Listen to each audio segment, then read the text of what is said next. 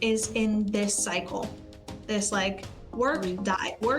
I gotta achieve and die. And everything else is just distraction, or everything else is just a sprinkle on top of stuff. We have to get out of this system. And in order to do that, we have to really look at ourselves and look at our limiting beliefs, because it's not just in the things that we want for our lives. It is also connected to who we think we are. And like I've said in a previous episode, the stories we tell about ourselves.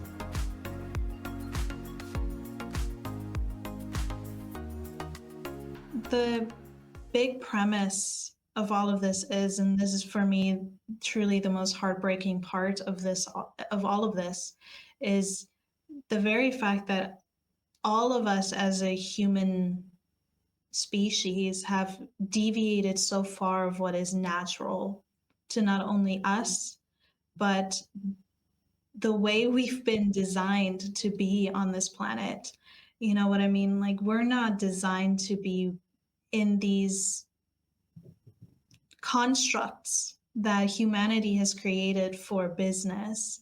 And I know we talk a lot about capitalism. I know we talk about how many different aspects within human life can and do flow into one another. But this whole idea, going back to what you said, Ash, with the movie Soul and with the spark, there's so much that I can say. I will try to reduce it. But something that is always kind of, if I may go into the aspect of me being in dynamics with emotionally unavailable people as I've been healing, the thing that has been shocking to me more than anything is that you can give your absolute best to the people you have in your life, right? And it will never be enough, because like Ashley said, you can be in this stage of indoctrinated hustle culture. I'm not worthy, so I have to work hard. I have to do this and this and this and that. I have to produce. I have to show up. I have to be in these spaces. And therefore, I do not have time and energy to give to anybody else outside of that. It's heartbreaking that you can show up for a person and that they will never see you, because they're so blinded by their drive towards this goal of whatever it is they want to succeed. And I've had so many lessons within my lifetime thus far where I'm like, okay, you know, this whole saying of like, the people you attract is you in reflection. They're like your mirror. There's something there. There's some kind of purpose there as to why certain behaviors and certain things continue to show up, especially if they're patterns. And it's just a deeper way of getting to know yourself. And the funny thing is, I don't know if I want to talk about it too much, but it's interesting because in my most heartbreaking, shattering, devastating moments in my life, that is when I ended up realizing that I've been doing this essentially kind of to myself.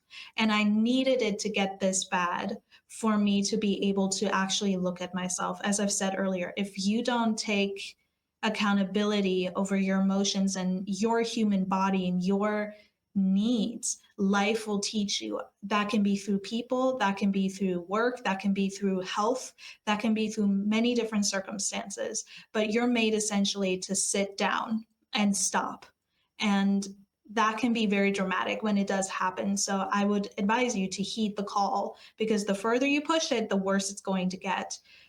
Alas, in these moments of like complete confusion of how can a person treat you this way, or how can a person choose a career, a profession, a goal over human connection, it is because they themselves are part of this culture of like, my emotions and how I feel for somebody is not enough for me to get in the way of succeeding, of this, achieving this, and being held to this grand standard of everybody admiring me, or I finally succeeded. I'm finally on the throne. I finally have everything I ever wanted as a human being. Okay. But when you get there, what do you have around you? Again, this goes back to the whole point of what is your image of success? And how do you idolize that? Because that's what it is. You're idolizing success. You idolize people who are on this platform on with a title, with a certain persona, or you idolize the things that they own, the access that they have to certain things. And listen, wealth, if we're idolizing wealth, if we're going into that avenue, it can give you a lot of access to things that you don't have when you live in poverty. And I understand that. I grew up in a single parent household. I was constantly told I have to make everything come true by myself. I can never rely on anybody else because they're going to either stab you in the back or they're going to abandon you. They're going to abuse you. You can't trust anybody, which is very paranoid. And you have to do everything 1,000 times better. And if you're a person of color, I know you've heard this, you have to work twice as hard as everybody else, 10 times as hard as anybody else. And it just, when you're indoctrinated into this mindset from early on, it will ruin every single facet of any single connection outside of the mentality and bounds of productivity. And it is a nightmare on a societal scale, on an individual scale, and on a human relational scale. It ruins everything. It is poison. It shocks me sometimes how people can value successes more than personal relationships. And I guess this comes back down, every single individual has their own set of ideas, what is success and what is not, and that is completely fine. You can put your career first, and that's, totally valid for every single person. That is something that you have to decide for yourself. But the thing that I don't know, it still rattles me quite a bit is that you have this idea of perfection once you get to that level, right? Once you've achieved that goal, once you're there, who are you going to share it with once you're there? And once you've reached that peak, yeah, once you've gotten that experience, once you attain whatever it is you worked so hard for, are you actually going to be happy? Because the same tendencies that shattered everything else around you, except that one area that you were hyper focused on, are still going to show up within that space that you're now occupying. The thing with avoidant personalities and with emotionally unavailable people is that these avoidant patterns often develop as a defense mechanism against past wounds. And that will not go away. It will come out in every single area of your life, just as we've talked about, as Ashley has spoken about. Like this affects everything and every single dynamic and how you interact with people. And so I have come to the point where and I still struggle with this at times. I'm not a perfect human being, but a lot of my focus was so much on my career. And I put 110% in that. I put my opinions, the opinions over my bosses over the opinions of myself, the opinions of strangers over the opinions of the people that I know.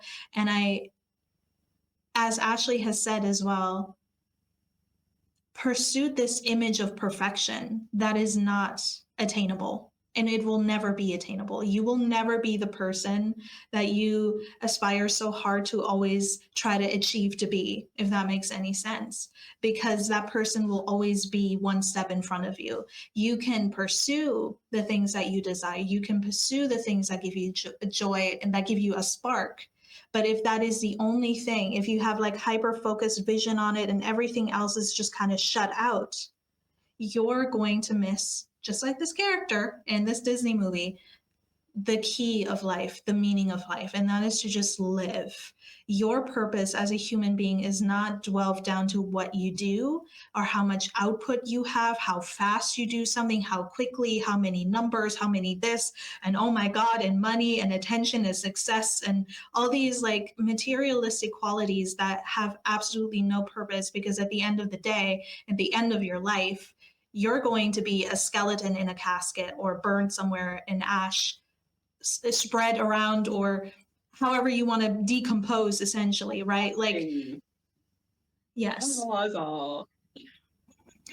you will be dust. You will disappear from this earth. And if you believe in reincarnation, if you believe in another life, in heaven, whatever it is you believe, what comes after this life, right? it will never be this again. You will never be this person in this moment at this time of humanity on this earth, maybe even possibly. You will never get this experience again. So you might as well live it to the fullest of your desire. And again, I come back to this whole thing of when it comes to family and this image of perfection, as well as work and showing up for society. Even within dating, this happens. And where you show up as this person, you present yourself as this person, and then the longer the relationship goes on, you start to see cracks and you're not as perfect. And that person you think is, this is something I have to touch down on before I continue. I have to say this right now. A lot of emotionally unavailable people attract emotionally needy people, anxious attachment people. And they come hand in hand. You know why? Because the emotional person is seeking approval from the person that's unemotional. And the unemotional person wants what the emotional person has, which is the openness to communicate emotion. And it's just like this mirror thing again. But once an avoidant sees, I'm going to use avoidant as a catchphrase. I know that there is a spectrum. Again, this is all subjective. Not one person is going to be able to apply to all of these points that I'm bringing up. But once a person starts to see a crack in the mirage of the image of what they put on the other person, they decide to fade out. You know that SpongeBob meme where he's like, I'm gonna head out now. That's essentially what people do. And you do that not just in the relationships that you have, but also with yourself, in the way that you avoid the things that give you the most pain, the things that are making you uncomfortable. And if I may go back, I was so focused on my career and presenting myself in one way and projecting my success in one avenue of my life that I completely had to dismantle career from my field of expectations at this point. Like I had to decenter work, which might be an episode for another point in time. I don't know.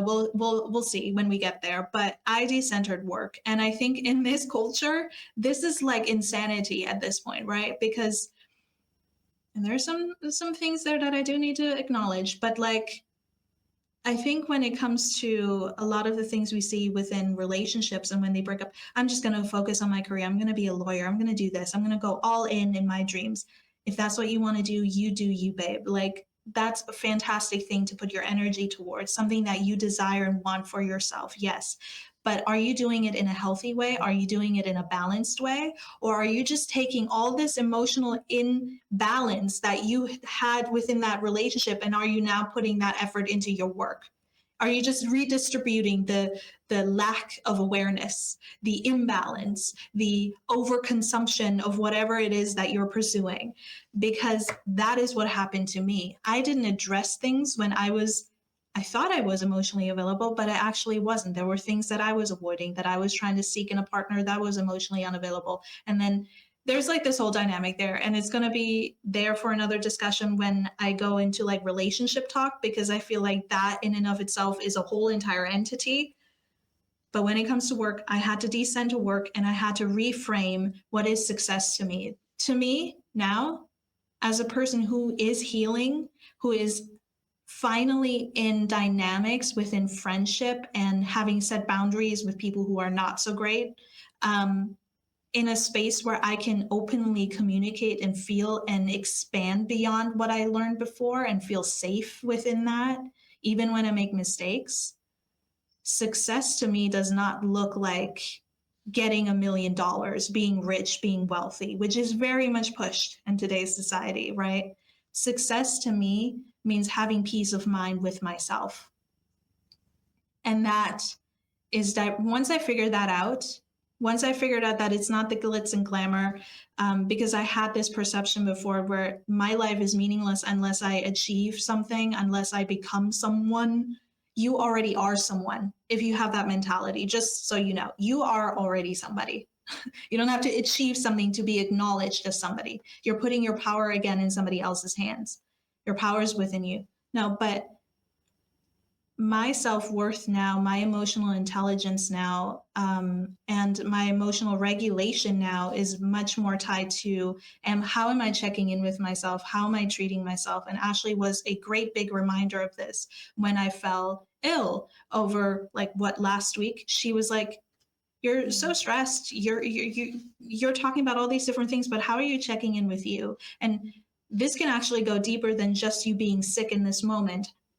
These are all the things that I've noticed. Like, you've been sick back to back to back last year. This is what's come up. Things I completely forgot.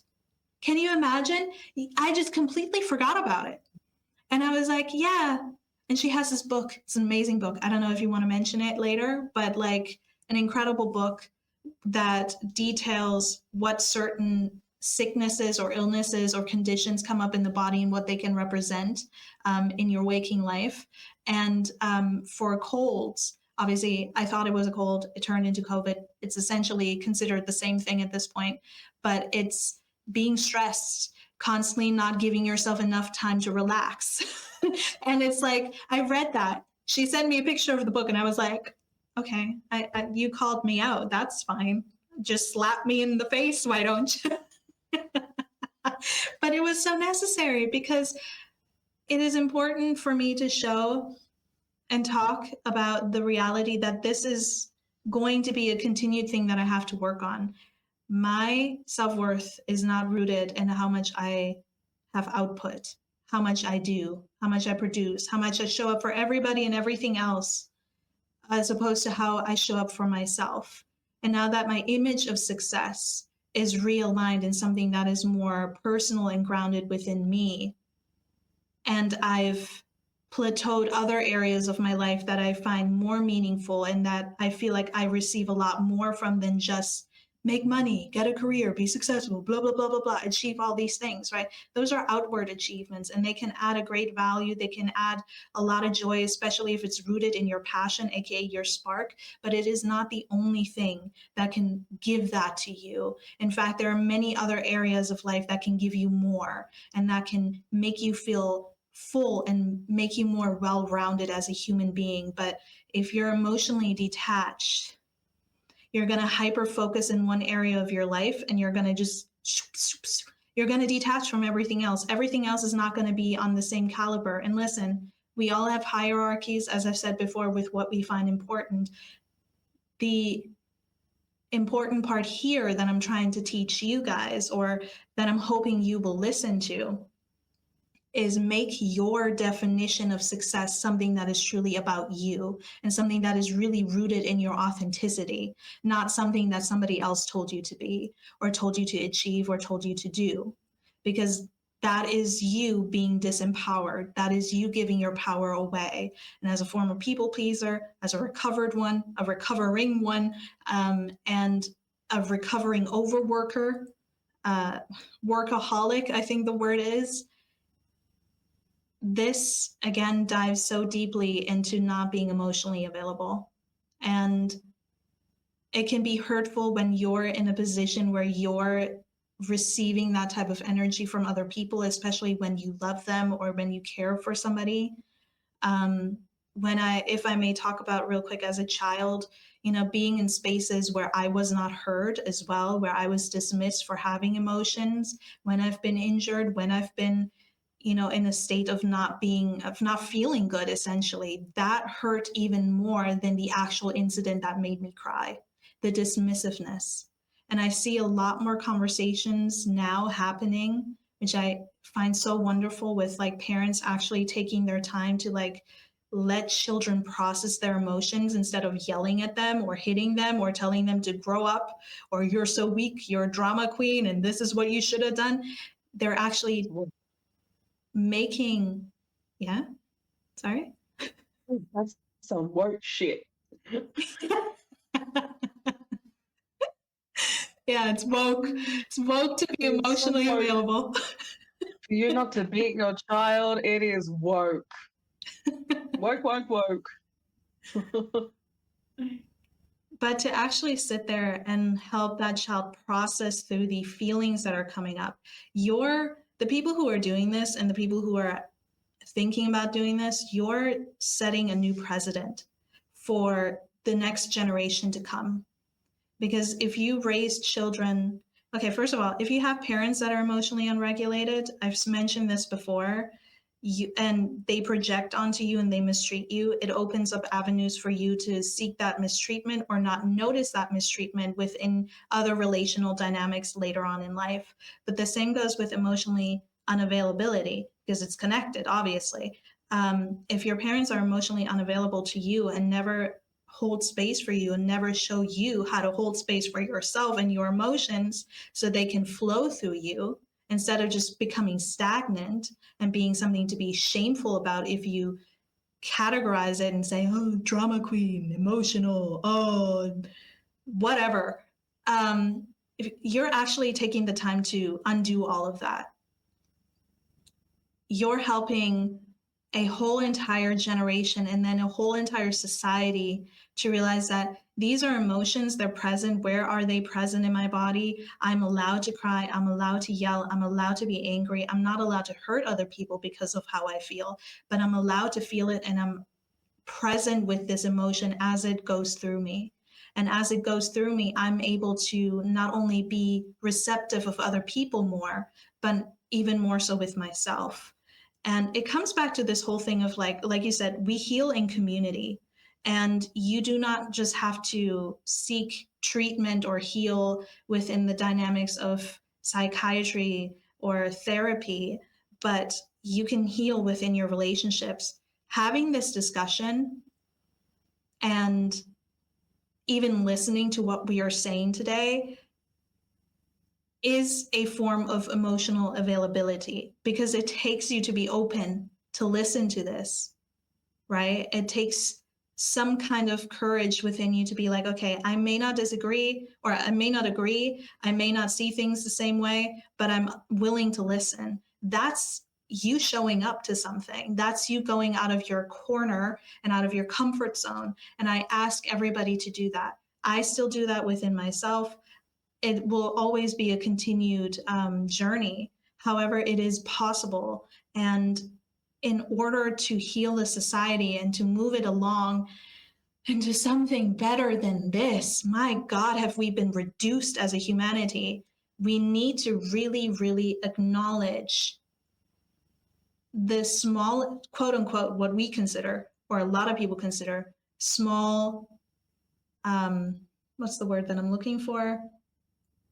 Inconveniences. For an avoidant, emotions are inconvenient.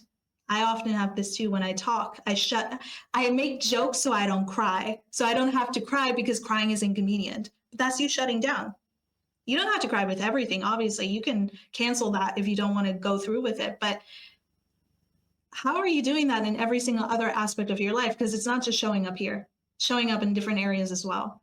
So be aware, be mindful. And I think, again, if I may go back all the way to the beginning of what I said, I think this is just it's coming down to the point of we have been so misaligned to what is natural as a human being living through this world. We are not robots. We are living, breathing organisms, such as this earth is. And it's time we actually really start being accountable for our human selves instead of just trying to dismiss it and move forward and be productive. It's not healthy. It's not okay. And that's why we're in the state of where mental health is today. That's why we're in the state of just like megalomaniacs running this world the way that they are. And online spaces being run rampant with projections because people don't know how to show up for themselves. It's time to stop that cycle. It's time to do something better and to be better. Okay. Mic on Like, you. that's it. That's all. The book that Nina was referring to is called The Secret Language of Your Body by Ines Siegel. And Geordie was the one that recommended me the book when I was going through my healing with her. And the issue was with my lungs and constantly having chest infections and constantly not being able to breathe, constantly needing Ventolin. I said to Geordie, I know as well that emotional health and mental health play a part when it comes to your physical health. So she told me about grief, and essentially grief sits on your chest. It's around the heart and it's around the chest area. And when she did the healing, I think it was like our second session. Yeah, I released a lot of grief. And afterwards, I was struggling to breathe because it was a lot of grief that was coming up. But in the coming days, it's like I could take the deepest breaths, in and out. And I was able to really expand my lungs in ways that I haven't been able to. When I was doing breath work and working on that, I was basically building from such short breaths to trying to extend that. And it's taken a long time, and that's okay. When you spend most of your life in short breaths, being an asthmatic, you're basically having to deconstruct and reconstruct the way that your lungs function. Okay? So when we went through that, I couldn't like I'm still a student in this healing journey. I always will be, and I'm okay with that. But I was dumbfounded because I've grown up in a society where everything is physical. Everything is externally of you. So when you're experiencing injury, for an example, or gut issues, it's just physical. It's nothing else but just physical. So obviously you go to the doctor, you get a pill and kumbaya from there. But I realized that, and I'm glad that there's always more than that. So my journey has also been finding out how trauma affects the body, where we store our emotions, where grief stores itself too, which is in a big response to how your body shows up. As I said, this is a learning journey, and it released enough to feel different, and that's the point. That's the point, is to get to a point where I can breathe and cope with movement and doing, and even in certain influxes within other health conditions, that my lungs still maintain the strength. It's a journey. That's my point. Where does this correspond, Ashley? I'll tell you. Being emotionally unavailable and avoidant and having attachment styles, it's also connected to your physical body as well. Like I said, your emotional and mental health is connected to your body also. It doesn't really like take a break while you go through a mental breakdown. You don't put your body in a corner. Your body doesn't have a distinction from you when you go through trauma. The body holds, and there's an actual book about that too, that the body, what does it say? It's right in front of me. When the body keeps the score, that's one. There's another one by Gaber Mate, if I'm saying his name right. I don't feel like I am, but I might be. When the body says no. There's I love that we're having conversations about this, because it really helped me to understand so much more in depth as to why all these health conditions were coming up for me as well. Why I was constantly getting sick is because it just really makes you, how do I say it? When you're going through mental health breakdowns, it's your immunity is at such a low that you're just more prone to your body bringing up to the surface, flu symptoms and cold symptoms. It was a really good learning experience for me on my immunity, as well as, it's not just external. It's so internal as well, when you're constantly burnt out and mentally going through it, and then these cold flu symptoms come up. Your body's burnt out. Your body is exhausted. I'm so glad that this information is coming out, because it teaches people as well why being in touch with your human emotions is so important. Why validating your human experience is also important. All in all, and I obviously cannot say this enough. It's a human experience, people. And to think that only one surface level can entail that is just another part of the avoidance. It's another part of the comfortability. It's another part of the attachment. It's another part of safety. Like that's my safe space, is being within this level of thinking that nothing else can unfold apart from the way that I am comfortable in seeing. So that's just it. And everyone obviously is in charge of themselves. You know, you're the one that makes the decisions. You are the one that makes the decisions with this. But I truly, again, come back to what I've said before: love and care and compassion, like the kind of things that we desire as human beings, what we desire from each other and other human beings, we have to be in a space to also be that as well. But if there's avoidance within empathy and compassion, well, I guess how do you expect kindness and compassion and empathy in an emotionally unavailable society? If even in a relationship, how do you expect your partner to give that to you if there's no balance and no equal response and feeling, and if there's no equality within that? Yeah.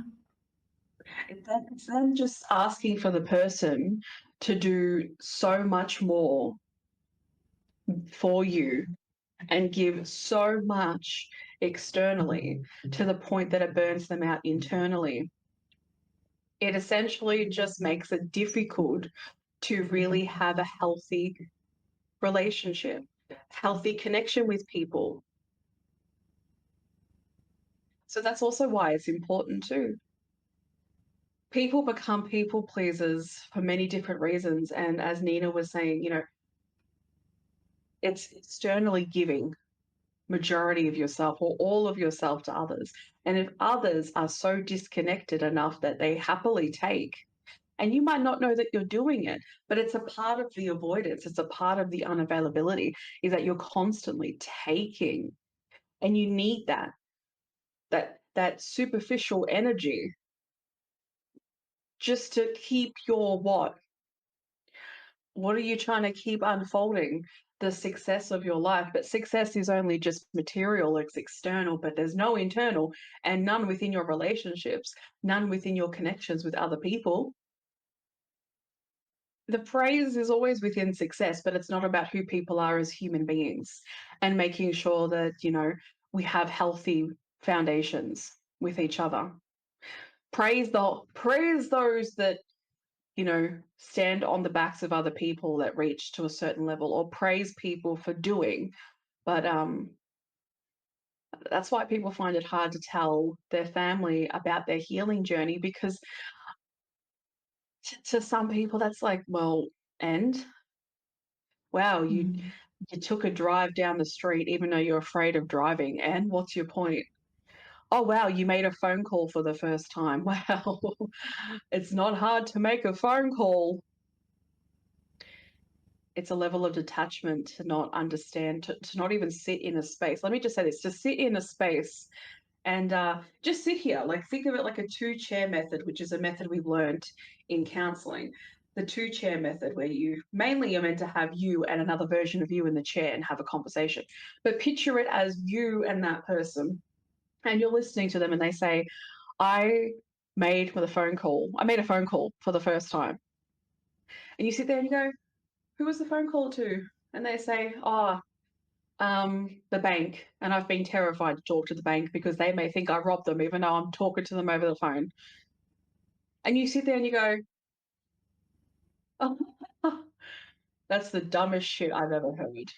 Why would you think that you've robbed a bank? Why would it be such a difficult thing to have a conversation like that? You know how easy it is? Because I do it. I go to the bank and I just simply, you know, get what I need and go. That's how simple it is. You love this person, and they've just said to you in excitement, I just made a phone call. for the first time in my life, and you're sitting there going, this is honestly the dumbest shit. It's so easy for you to take the steps to making a simple freaking call. You just dial the numbers. Hello, bring, give me my money. And that's simple that. As simple as that. Being in the space of holding space, I'm not saying perfection in discernment or awareness or expansion, but you hold space and just listen to the reality that in this human experience, that is difficult for some people. It's simple as that. You talk about how simple it is to make a call. Well, guess what? It's simple to acknowledge that for some people, there's a reason why it's so difficult. There is a reason. When you've grown up being shamed for so many things, being told you're stupid, making a call, and this is from experience, making a call to a bank that you're afraid of, because essentially going into a bank, may I just say, when you have the security guard and everything there, to a child, to a teen, is terrifying. And I'm going to speak for myself, like, it gave me anxiety. Ordering Subway, I could not do it. It gave me so much anxiety because I was afraid of mucking up, and what if I take too long? And what if I just sound like an idiot? You know? There's a lot of pressure. It takes a lot of energy to do the things that terrify you for your own reasons why. So you sit here and you just hold space, and you can find out how to do that. And the other thing too, holding space for other people helps you hold space for yourself as well. It's kind of like the reverse of holding space for you allows yourself to hold space for others. It's the same thing. Holding space for them first, if not, can help you hold space for yourself. You can learn how to be, how to be, how to heal, how to help you when you're doing it for other people. But the people pleasing thing, that's an overexertion. That's basically letting you know that you've gone too far over the boundary line. That's what that is. But some people do find healing and expansion through helping others. I know I did as well. As well as myself, I also learned from other people. I could hold space for people. I didn't really know fully what that meant when I was a teenager, but I could. I would try, but I had to learn how to do that in a healthy way. And I'm forever open to learning. But for anyone that struggles with that, again, like, I just sitting, if Nina was sitting here, the kind of invalidation that would be created in our space if I started invalidating her, if she's sitting there going, oh my gosh, I talked to a receptionist, like, I actually booked an appointment for the first time. I was never able to do it. I was only able to do it on the phone. I could never do it in person. If she said to me, I booked it, I sit there, listen, hold space, and give her the exact achievement, celebration, happiness, joy that she deserves for taking something that I can hold space for as a difficulty, even if I relate or I don't relate, which I do relate to that. But if I didn't relate, I'd still hold space for it. And it's not about perfection, it's about human. You're just holding space for human. You're holding space for what that entails. That's what this is. And why not? Why not? That's always what I come down to. Why not? I think one of the greatest parts, and I said it in an episode, the tower card. I do like the tower card. When I was injured, I messaged Nina bawling my eyeballs out because I felt defeated. I did. I felt defeated. At the start, the first week was incredibly difficult to navigate. And it was difficult for many different reasons, not just from the present situation, but because of goals that I had, and I had desires, and I felt defeated in another thing happening. As I process through this, I've now learned more things to incorporate into my daily life because I'm open and happy to accept whatever comes my way. If it helps me learn for humanity and myself, fine, cool. And it has helped me to acknowledge traits that I have still that aren't working for me. It helped me learn more about the male line and the female line and understand where the thought process of hurry up, hurry up, hurry up. I need to move is coming from this obsession with movement in a way, that really unhealthy attachment, if I were to give a different definition to it, where that was coming from. This helped me see it a lot more than what I did before, because I was aware of it before, but this helped me go deeper into that. And it's not easy to acknowledge some of the stuff that you find 100%. You know, if I had joy for every single thing that I found out about myself that I feel guilt or shame over, no. I had regret. I went through the grief stages at times, but I would still choose it. I would still always choose to be in the uncomfortability of that. And trust me, and Nina knows this, and she went through it too, where you feel like it's never going to end. You know, the guilt and shame just eats you up so much inside that you feel like it's never going to end. You feel like you're never going to come out of certain situations, but we're here. And I will come out of this, and Nina will come out of her situations that she's experiencing, because she's come out of so many more before. So again, just another part of the advocation of why being avoidant seems comfortable and safe. It really isn't. Even if it seems like that in that current point of time, something may come along in your life, the learning experience from the injury, um, jumping into what Nina was talking about as well with career and the deconstruction that she had to have, and the learning experiences that she had to have with that. Nina's experience with that is something that I'm still experiencing right now, in trying to understand the impatience for movement. And I understand the thing, it's so difficult because it's so validated in so many ways when you're in current circumstances. But when it hinders you from seeing general life as something, and seeing this, like I was talking about, the small things as significant, as something that is to cherish along your journey to getting to these points that you want to get to.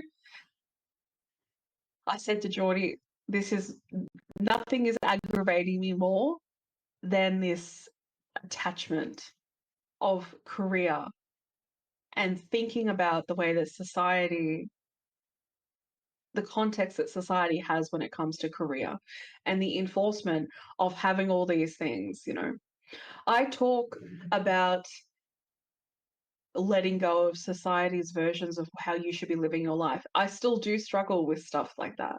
Definitely. You're surrounded by people that are in the narrative of life has to go this way and that way, and it's not a fault on anyone, but it becomes annoying when we project it on everyone like it has to be their life.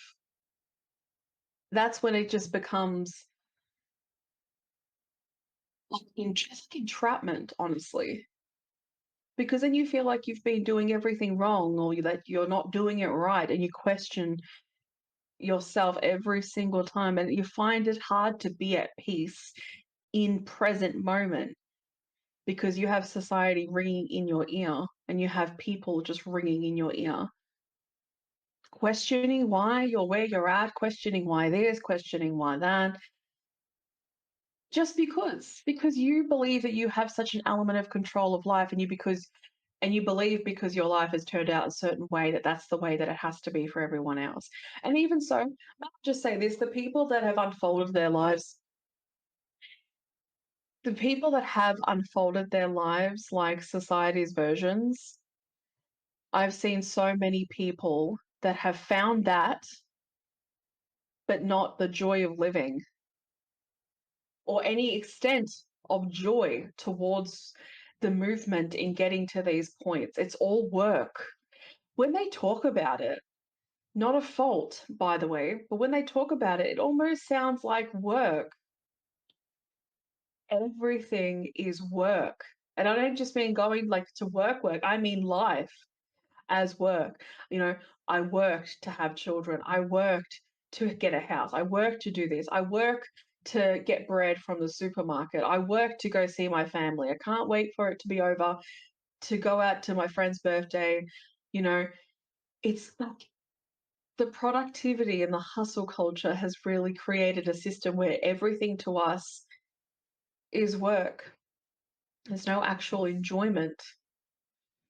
And that's also where the avoidance comes in, is seeing life, as I said, seeing humans, seeing life as worthy of living in so many different ways that are personal to you. When everything is survival and everything is work, where does that leave you with groundedness of present, groundedness of the choices that you make and how you feel about self? When you put on that outfit or you drink that cup of tea, are you waiting for the next thing? Are you drinking it quickly to do the next thing? I know, trust me, I'm speaking from experience. When I do yoga, trying to be present in the moment while you're dealing with a mindset that is, you need to hurry up. Are you going to finish? Are you going to finish? You need to hurry up. You need to hurry up, because taking care of my body was not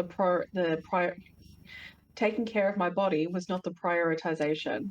So anytime that I do it, I can have thoughts of, I hurry up, do this quickly. You're not meant to be sitting too long. You're not meant to be in this state too long. Don't do this for too long. It's like it's literally why the injury is met with such impatience, because taking care of self and being in this space, like, no, your ideology needs to be out there and achieving in a society that wants to remain the same.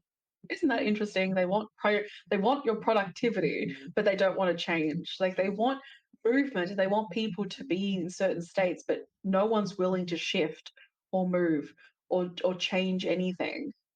That's also what I find interesting as well. It's a level of avoidance to expect people to change, but yet no one is actually actively engaging in the change. How do you start the change if no one's even starting at the starting line? You know, so it's a level of avoidance to even get to the acknowledgement of that point.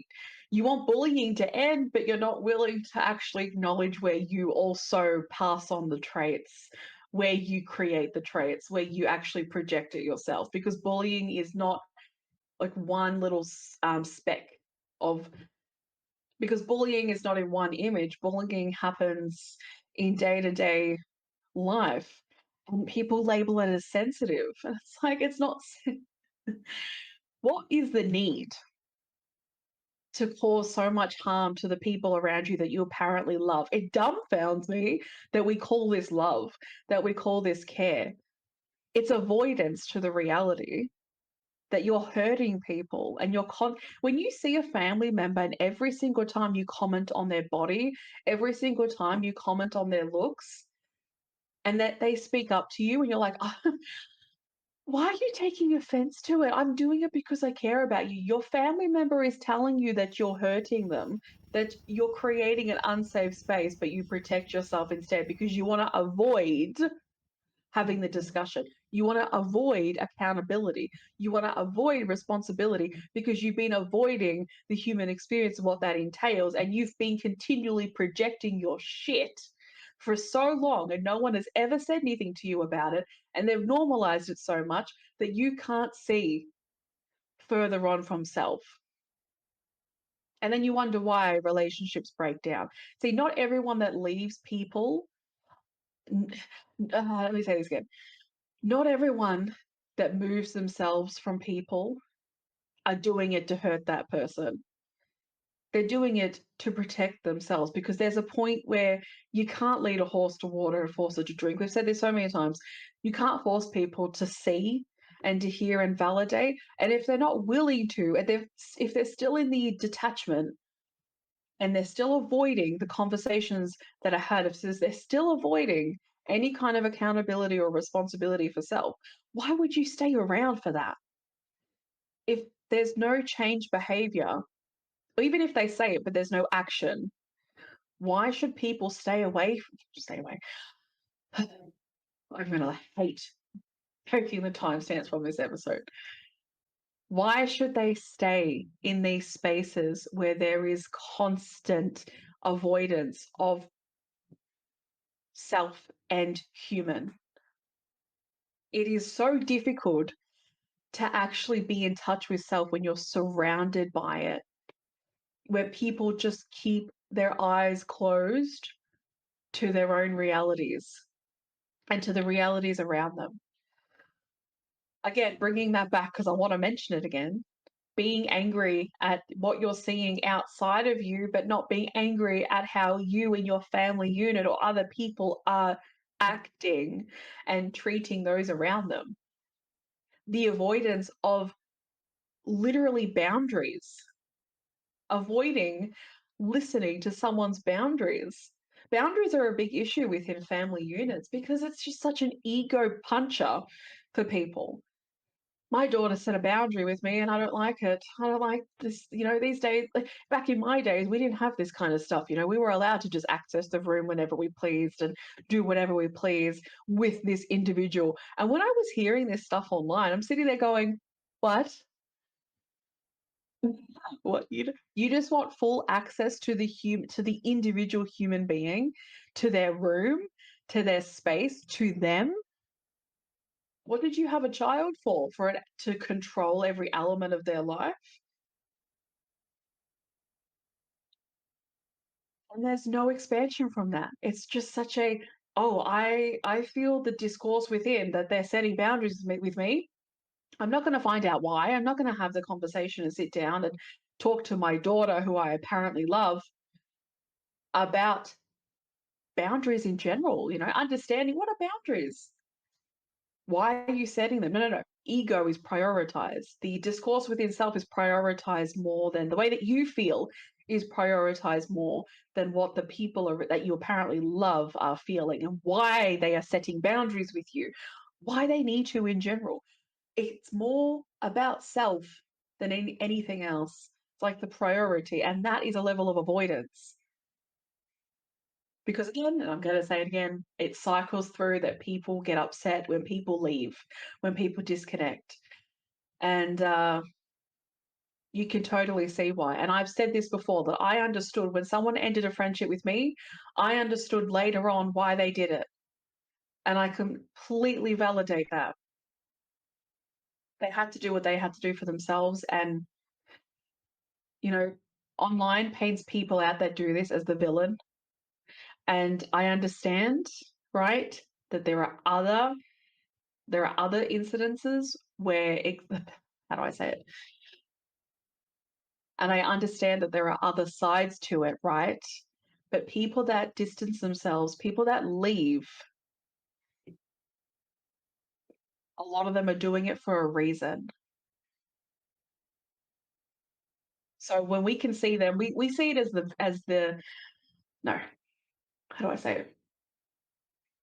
A lot of society sees it as the negative when someone distances themselves from family or cuts off family. When they cut off a friendship, we see it as the problem. We see it as the negative. And like I said, in some areas, there are different stories to it, and I can validate that. But as a whole, when there's levels of avoidance within you and their space is not safe enough around you, if they can't do things around you, they can't be themselves around you, if they can't sit there and celebrate wins in their lives, and you can't give space for that, you need that stuff to have a connection with somebody. You need to be able to do it. You need to be able to hold space for so many different areas of life and not just what society has taught you. So it's just a small little increment on healthy friendships 101. And, Nina and I gradually built those foundations, as you do, because you're both learning in your own individual experiences. And then you get a friendship and you've got to learn how to set these boundaries and have these conversations with someone else. It's like when you get a relationship, it's a new learning experience, and that's okay. Everything I'm saying is not within fault, but is also within a little bit of sternness of accountability and responsibility, because you can, you know, avoidance and emotional unavailability can turn narcissistic. It can turn manipulative, and it has. It can be incredibly gaslighting and incredibly harmful. You can become someone that is entirely unsafe to be around and then is upset as why no one's around you. Yeah. Oh man, is so this discussion is so deep, but I'm going to try and stay on point with what I wanted to say because with everything you just dropped, there's so much that I want to get into as well. It's just like, yes, there's so many layers, but it's true. I will leave the avoidant and the anxious attachment styles when they're in one relationship, no matter if it's romantic, familial, friendship, within another discussion for another episode. But like Ashley said, there's always two sides of the story. And at the end of the day, though, no matter where you fall within this conversation or within this dynamic, um, emotionally unavailable people are people who are afraid of getting hurt. They are afraid of getting close. They are afraid of something. Something is holding them back. And if I may go back to the people pleaser comment that you made, that people pleasing is stepping over the boundaries. I actually think that people pleasing is a form of emotional avoidance. It's emotional avoidance of self and your own needs. And therefore, you're trying to receive whatever it is you didn't get from whatever stage where this manifested from through pleasing whoever it is you're adhering to. And at the end of it, and this is kind of the encompassing point that I'm seeing within this conversation, is just the lack of knowing yourself. People pleasing from, and this is within my healing journey. Maybe this is something that's different for you guys. Obviously, everybody's experience is different, but I found a commonality, and it is this.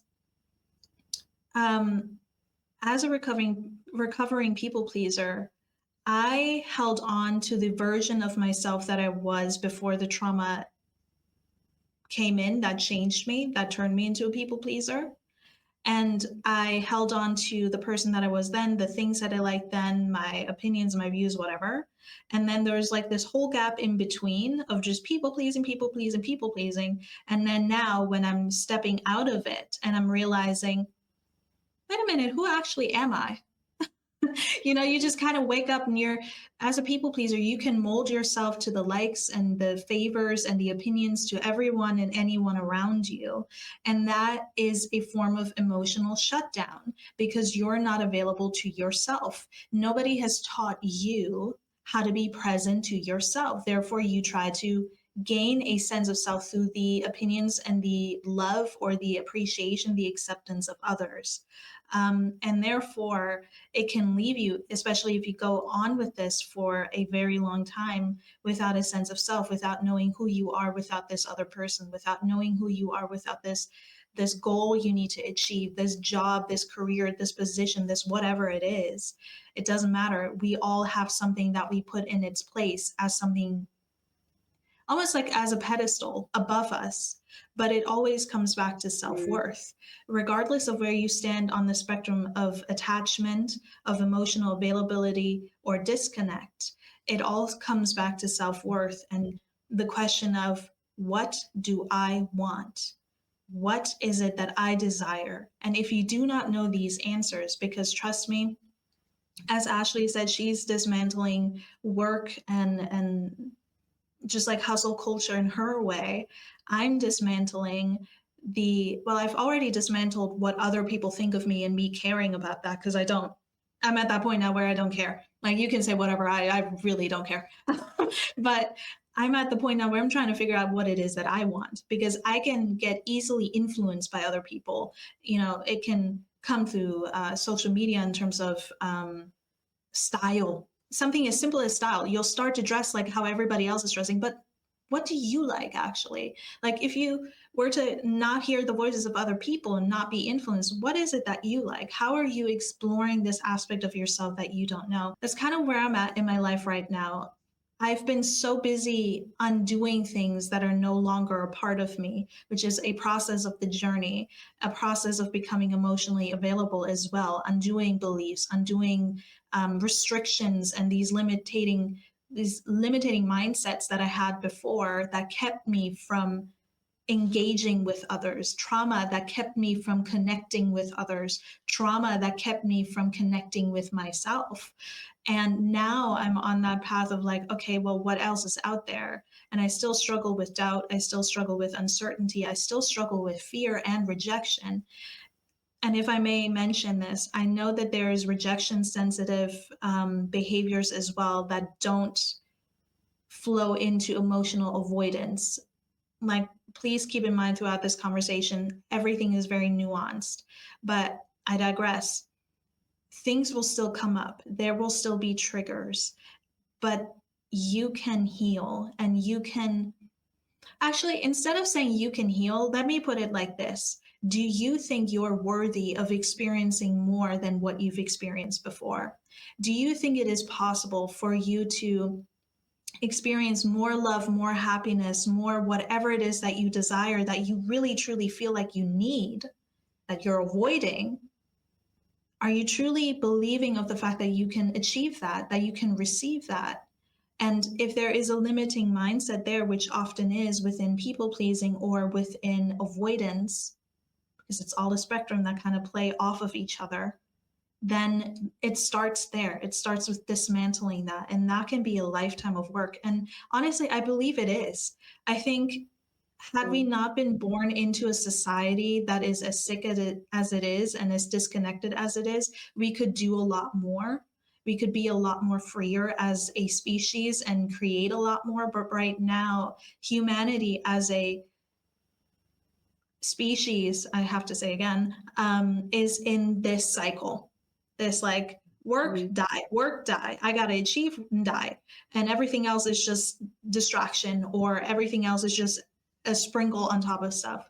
We have to get out of this system. And in order to do that, we have to really look at ourselves and look at our limiting beliefs, because it's not just in the things that we want for our lives. It is also connected to who we think we are. And like I've said in a previous episode, the stories we tell about ourselves, because that is the thing that sets us back. It's the stories that other people have told us about ourselves, dismantling that, and then the stories we continue to tell ourselves that are no longer needing to be a part of this journey with you, that are holding you back. And that is a lifetime of work. It can be, maybe not for everybody, but in doing so, you're becoming better step by step, day by day, and you're becoming actually more free. I will say that. And then also, as just like a final thing here, to kind of again hone back in on the healing aspect of this, it may take time.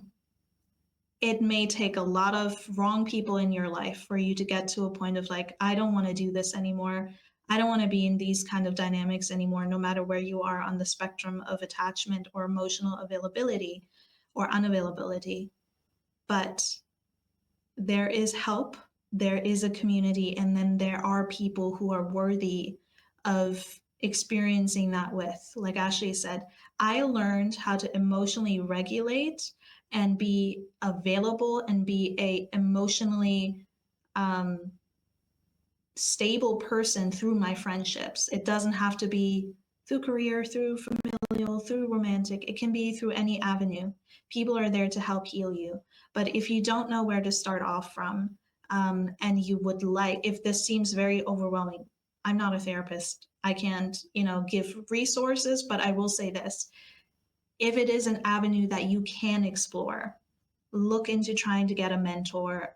You can even try psychiatry or psychology if that's what you want to do. It doesn't work for everybody. I will say that. It's not an avenue for everybody. But if that's where you would like to start off of, just to get maybe a base, an idea of something, and then take that and see where you can apply it and see where you feel more comfortable and how to heal this aspect within your relational dynamics and within yourself.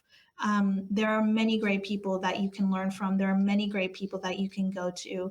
One of them that I would absolutely recommend, which I'm sure many of you may have heard of, is Dr. Nicole, aka the holistic psychologist. She's written many books. that you can try. You can check out some videos just to get a base understanding of what avoidance is, emotional unavailability, all of these things, just to get a little bit of an idea for yourself. And then something I do really, really am heavy on in terms of recommending, because we talked about books before, is there's this book called The Inner Work. It's by Ashley Cottrell and Matthew Micheletti. And they've also wrote a book called The Inner Work of Relationships. They're a dual, they're a series, wonderful books, especially if you want to incorporate spirituality of all beliefs. This is also with religious, you can incorporate, it's freely there for anybody to consume, but it incorporates spirituality within that as well, if you would like to explore that aspect. Because I think a lot of the time when it comes to avoidance or self-doubt or not having a strong belief in yourself is because you had nobody to show you what it's like to believe in yourself. You had nobody to show you that unconditional love before. And maybe that's something you can explore throughout spirituality. I'm not saying it has to be a thing. You can be an unbeliever in everything and still read the book and still learn a lot. So the avenues are there. Check out the books. I've been diving into those books and they've been hitting hard. But again, it's always nice to have a support system. If you're going through a hard time, reach out to a friend. If you don't feel comfortable with that just yet, just take baby steps.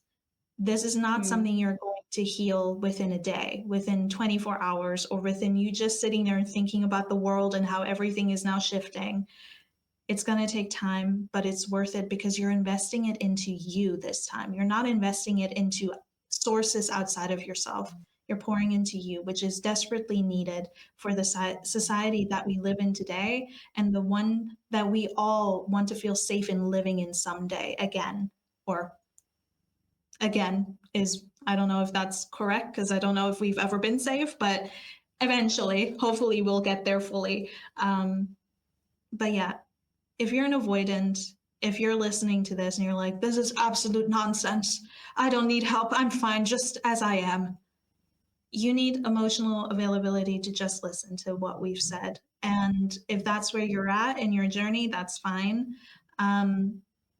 But you can deny it within yourself as well that you desire love. The people who are engaging in toxic behavior online or in real life desire love.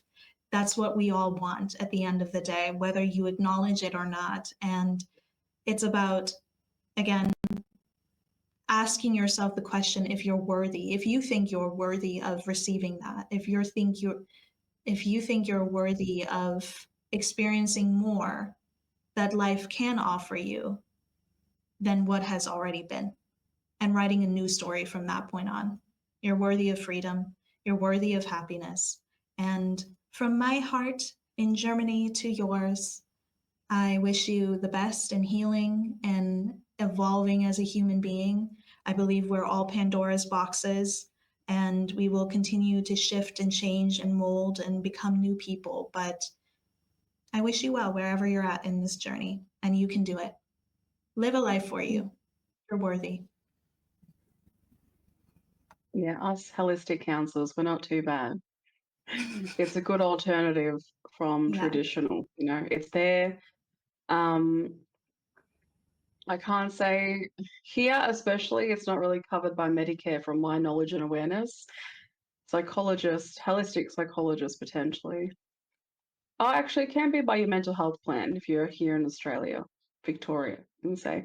But anyway, alternative options to healing are available. Just take some time to look into stuff and see what resonates. There are options out there. It's not just one way of doing this.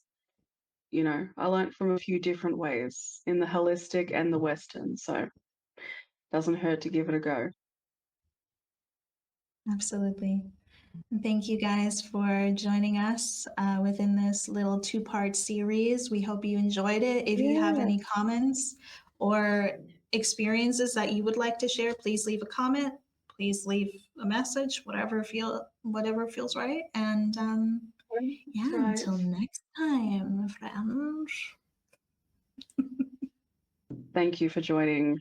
And until next time, stay available. Yes. Become available. You're worthy. You're worthy of it. Become all that jam. Yeah. And hey, listen, I didn't turn into Joe Cocker at the end of this episode, so I actually got my voice back. So it's Through. healing. So Yeah. the episode helped her voice heal. Yeah. That is the true resonation that this everything we're saying is valid. I may end this episode like this. You are so worthy to heal. That was a good way to end. Okay. Bye. Good.